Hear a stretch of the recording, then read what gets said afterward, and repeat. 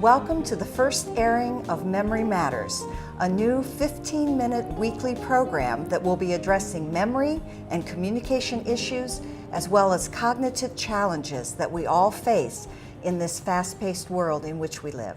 My name is Janelle Nichols, and I'm from the new Gables of Hudson Assisted Living Residence. As host, I will be very pleased to welcome each week Catherine Kilpatrick to enlighten, encourage us, instruct, and explain as we travel this path to memory fitness each week. Catherine will bring her 44 years of experience as a speech language pathologist. She is a national motivational speaker and author of over 30 publications, including the Memory Fitness Toolkit. Kathy works with people of all ages, providing memory strategies and also educating caregivers of those with memory challenges. Catherine, it is a pleasure to be working on this program with you. Welcome. Thanks, Janelle. We've done many things together, and this is kind of a culmination of some information we wanted to provide to others. This week, we're going to start off with multitasking. Okay. Do you multitask? I'm afraid I do. Especially with all the building that's going on? Absolutely. Too much. Absolutely. Too much. Well, you're going to learn some tips today. Good. I need them. Me too. You know, they say you teach what you need to learn, so I'm in the same place. Good. Really, what we're going to talk about today is what do we mean by multitasking, okay, and what strategies, because we need to use them, because it seems to be like everywhere. It's kind of expected, and so how can we be more effective? Very good. Very good.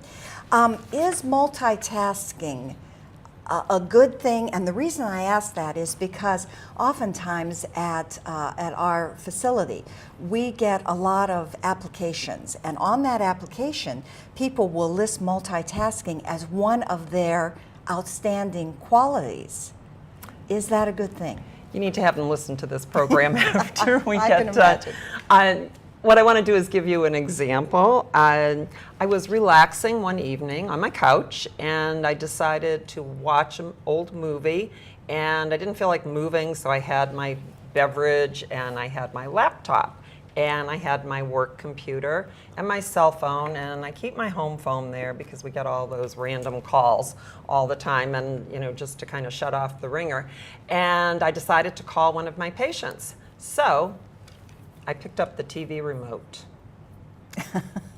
and started to dial. So, you know, that was harmless and it's funny, but we really need to understand the impact of our life. I mean, that was just a goofy thing, but if we're multitasking like that all the time, how can it impact our life?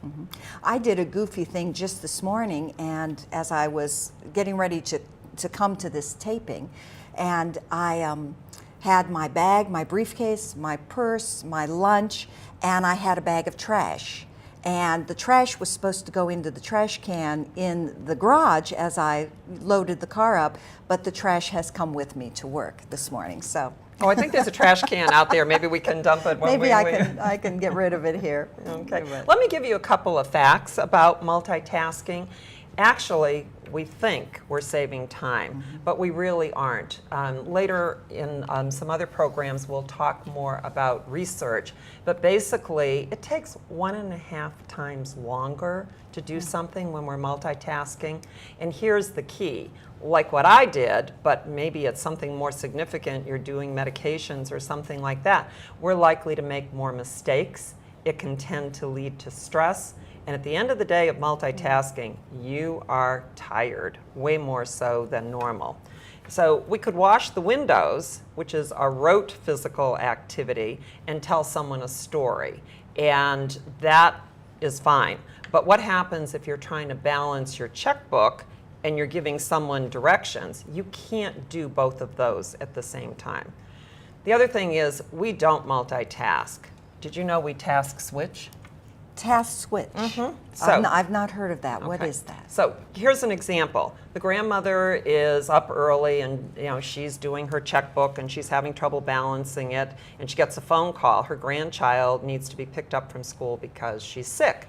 So she gets up and she starts to go to the school and she realizes, oops, I still got my bathrobe on. So her brain has to switch, part of the brain that works on balancing the checkbook, to the fact that she needs to get dressed, then she needs to get to the school, and then it's like, take her to the doctor? Do I need to get medications? What's the plan? Eventually she makes it home, and guess what happens? She comes home and she doesn't remember where she was at when she goes to pick up the particular task she was working on. So that's task switching, because different parts of our brain are impacted. So. Is it fair to say that's almost like a mental focus, switching your focus mentally on what you're doing? And it has some different things that can affect us. And we know it affects our safety. Every morning there's something in the news about the fact that, there's a danger driving and texting or walking and on your phone, et cetera. But here's the other thing. It really impacts our quality of life. So if you're paying attention to the TV and trying to do some book work and your child is asking you some questions, guess what? That's going to be an issue. And you're not giving them the time they need, and then someone calls and you're not paying attention. Nobody's getting the attention that they need. So those are some of the tidbits that we need to know about multitasking. Kathy, I do a great deal of driving for the Gables, and I think you touched upon it. What I've noticed is the driving is getting very scary, and the texting is an issue, the talking on the phone is an issue. I know I'm always thinking about work when I'm driving. Can you give us some tips on this multitasking issue? Well, you already did one of the tips. What you need to do is you need to be more aware. You can't change a pattern if you're not aware of it. So several of my clients have started to say, when my grandchildren come to visit, I'm tired of them not having a conversation with me. So we have a new rule. You cannot text or do your games or whatever while you're visiting. Okay, so that's one thing. We have to be aware. So the question is, can you sit down and eat a meal without watching the TV? Or can you do it and not, make a phone call or do some texting or whatever? We've normalized these patterns, so we need to kind of step back a little bit and see what's going on. And then there's interruptions and distractions. So that forces us to multitask. So what we need to do is we need to try and come up with some better techniques for that. One of the things I've done, if I call someone, it's often on their cell phone, and I will say, is this a good time to talk? Because they may be in the middle of something, and I have learned to be more effective with that myself and say, I'm trying to finish this project, and I really need about another half an hour. If it's not urgent, I will call you back a little bit later. So we start setting some boundaries rather than bouncing around, and try to do things over and over again. And like the grandmother who was leaving, we need to take 5 or 10 more seconds to just write down where we were and what was on our mind so that we can come back to it and maybe not take 1.5 times to get back to what we were doing. Cell phones have really changed our entire lifestyle. I think that in many ways they are a blessing as far as safety. I know when our daughter started going out and dating, we were so pleased that she had that cell phone always with her. But in many respects, they're almost a curse. I have a friend that has a steadfast rule at her home that she has a basket on the table right by the door, and that's where all the cell phones go when you come to visit. Great. Very good. Very good. Perfect. Right. Well, Kathy, this has been a great first program.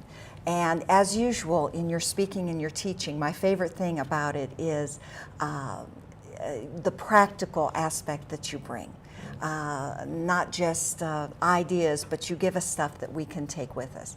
And when we first sat down to talk about this program and planning, you had expressed an interest in always closing the program out with something that we can take with us to get us through our week, some thought to inspire us. What do you have for us today? Okay, a couple of things. You're absolutely right. We've seen so many comments on memory problems that we really wanted to address that. And we wanted to provide information on memory fitness practical strategies, but we also are going to address things that are more serious concerns. We're going to talk about dementia, mild cognitive impairment, so people can be proactive and then maybe ask their physician better questions. And then we're also going to have some fun. We're going to do some upgrading of our memory fitness routine and some brain games, but I'll Very give you the good. answers ahead of time. I would okay? appreciate that. Okay, so I'll need them. and don't forget to check our the information at the end, because the websites will be provided and there are links to a lot more information. What can you do this week? I want you to try and notice when you're multitasking and see if you can identify some places where you might like to make some changes. And I love this quote, and you know I'm famous for my quotes, not mine, but somebody else's. Victoria Moran, and she said, just remember that those things that get attention flourish. Very good. Thank you so much, Kathy, for that. Thank you all for joining us today. I'm going to get the trash bag out of my car, and I hope you make it a great day. Thank you.